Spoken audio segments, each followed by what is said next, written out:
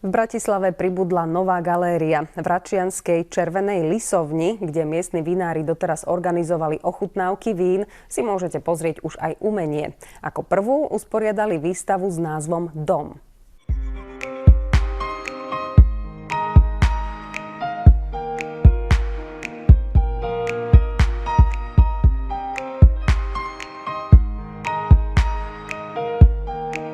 Divák naozaj, keď príde do tejto galérie alebo do tohto priestoru, tak má ten komfort, ktorý v tradičnej galérii nenájde.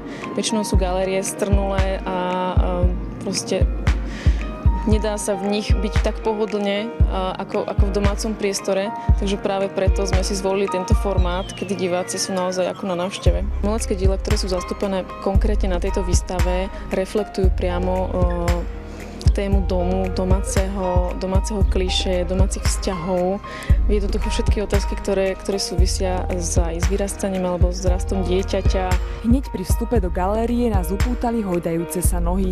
Dielo vytvorila mladá študentka Veronika Uramová a nazvala ho Sadni si. Táto práca symbolizuje vlastne tento pretechnizovaný svet, v ktorom žijeme, ktorý nás obklopuje, a preto som vytvorila toto dielo, aby sme sa vrátili k takému detstvu, kedy sme neriešili žiadne toto uponáhľané svet ani nič, čo sa teraz deje, ale sme jednoducho sedeli na hojdačke a hojdali sa. Okrem nej na výstave prezentovali svoje diela 13 umelci zo Slovenska, ale aj susedného Česka.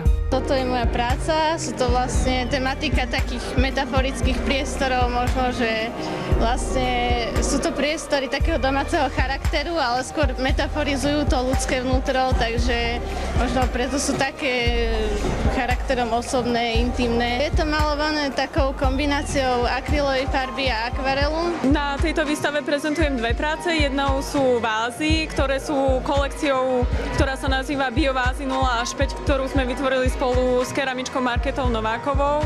Je to kolekcia váz z porcelánu, je to rastlinný dekor, trojrozmerný, je to odlievanie porcelánu do sadrových foriem. Organizátori plánujú v tomto projekte pokračovať a priniesť tak kultúru aj do okrajových častí Bratislavy. Simona Frantová, TA3.